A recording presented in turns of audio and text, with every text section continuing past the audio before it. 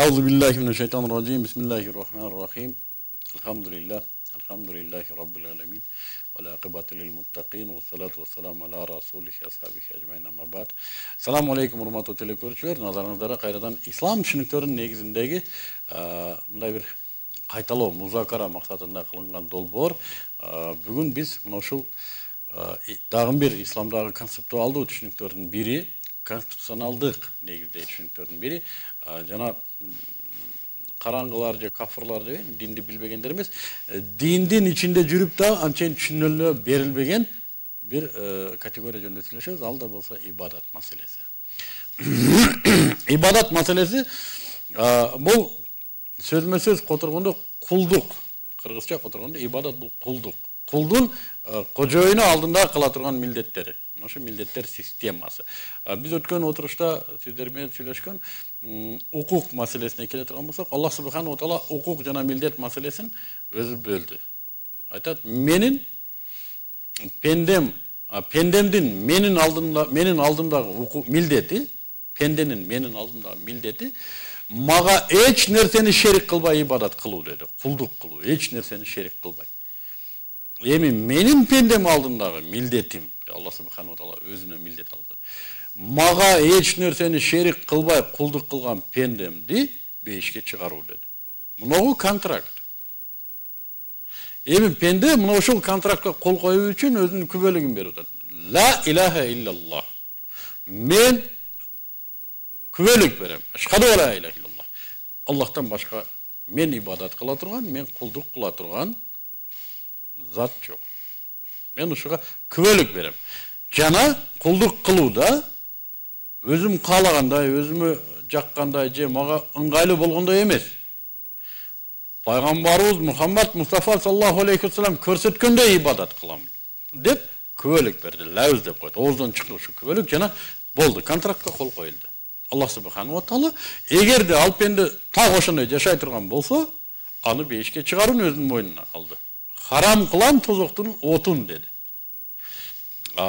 Эми мына ошондон кулдук деген эмне өзү? Ушуну карайлы. Кулдук кадимки адамга кылган кулдугунан мындай бир кээ бир нерселерди ибрат алганыбыз менен бул такыр башка, бийик даражалуу кулдук. Мына караңыздар, бүгүнкү күндө дегиле адамзат өзү кул. Аллах субханаху ва таала адамзатты кул кылып жараткан. Адам дайым бир нерседен көз каранды, бир нерсеге муктаж. Курсагыбыз барбы? Демек биз муктажбыз.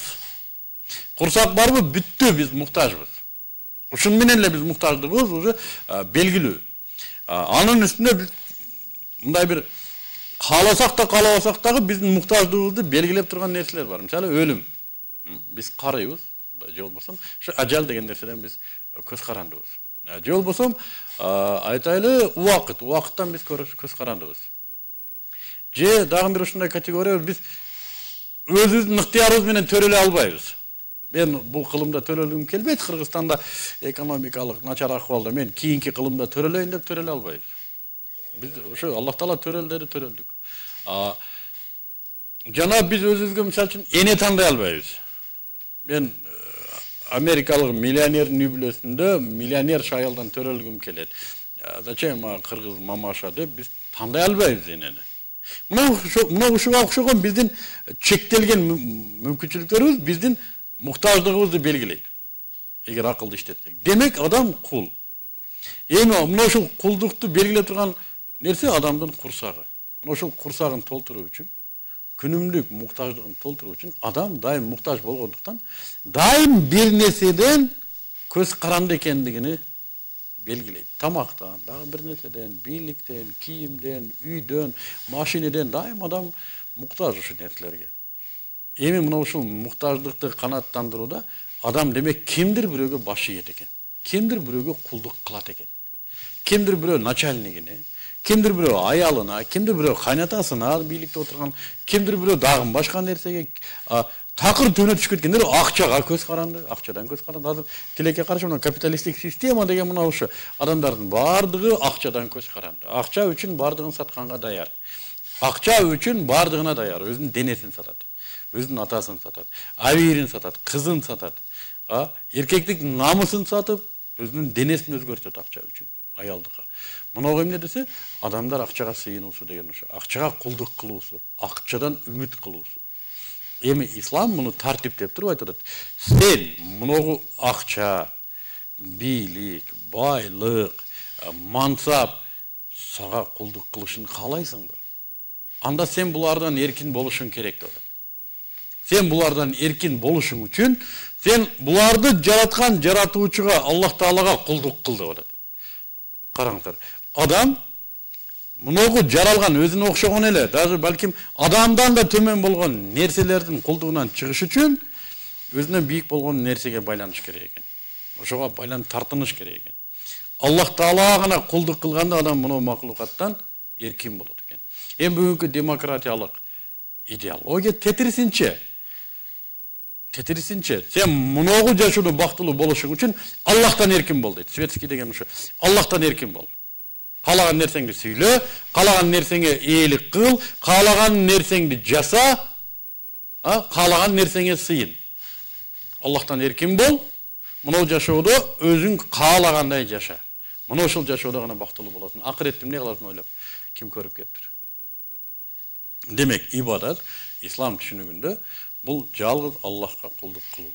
Эми мунун дагы өзгөчө тартиби бар. Караңыздар, ибадат десе бизде көпчүлүгү намаз, закат, садага, ажыга баруу, мына ошого окшогон орусча обряд же болбосо ритуалдар, мына ошо диндин салттары бар. Аллах субханаху таала бекиткен, пайгамбарыбыз көрсөтүп берген салттар бар. Мына ушуну да ибадат деп ойлоп калды, болду. Калган нерсени баягы христиан дининде эсиңизде болсо биз айткан эле, христиан дининде диний жашоо, дүйнөви жашоо болуп бөлүнөт. Христиан дининде Богу кесуру дейт. То есть өзүң светский жашооңду жашай бер, анан кийин бир күн келесиң да, бир жумада бир күн бир чиркөөгө келип тыйынын берсең, күнөөңдү кечирип айда берет, дагы барып билгениңди кыла бересиң. Мына ушундай нерсе бар. Бирок ислам дининде андай эмес да. Ислам дининде бардык нерсе ибадат. Бардык нерсе ибадат. Уктаганыңызда ибадат, тамак жегениңизде ибадат, бирөөгө сүйлөгөнүңүздө ибадат. Эгерде ушуну ибадат болушуну кааласаңыз, албетте, кулдук болушуну кааласаңыз. Болгондо эле Аллах Таалага кулдук кылышыны кааласаңыз ушул нерсенин. Ошону бисмиллахи, Аллахтын аты менен жейсиз, Аллахка кулдук болуп эсептелет. Аялыңыз менен жатканда да бисмиллахи, Аллахтын ыраазылыгы үчүн ушул ишти кыласыз, ибадат коет. Эгерде Аллахтын аты менен кылынбаса, ал башка нерсеге кулдук болот. Кулдук болбой калбайт, бирок башка нерсеге ибадат болуп кете берет. Буну хадисте шайтанга ибадат деп коет. Ким мага ибадат болсо, шайтанга ибадат кылыптыр деп ушуну аллегориялык түшүндүргөн жери бар. Эми маселе эмнеде турат десе, ибадат бир гана намаз, бир гана закат же садага же ажылык эмес экен. Исламда ибадат кулдук, чүт-чүт кулдук болуп калбайт экен. Же сен толук кулдук кыласың, же болбосо кулдукка эсептелбейт. Мына ушуну биз жакшы чечип алышыбыз керек экен. Антпесе кичине эле өзүбүзгө ыңгайлуу учурда айт намаздарында же болбосо жума намаздарын окуп кулдук ошол жерде кул болобуз экен, ушинтип туруп калган учурда биз кул эмеспиз. Калган учурда Аллах Таала биздин ишибизге кийлигишпесин. Зачем ал биздин таможнябызга кийлигишет? Налог менен кандай иши бар? Зачем ал мамлекетке, саясатка о жакта туруп турсун? Жок, кечирип койсуңар. Бул кулдук болуп эсептелбейт экен. Бул Аллах Тааланын тоготпостук болуп эсептелет экен. Аллах Тааланы тоготпостук, өзүнүн турмушунан тоготпой чыгарып берүү болуп эсептелет экен. Муну кулдук, муну ибадат дебейбиз. Намаз окуганыбызга, жума намазга, ажыга 72 миллион жолу барып келгенибизге карабай туруп, бул Аллахты тоготпостук болот экен. Турмушубуздун 24 сааттык ситуациясына Аллахты киргизишибиз.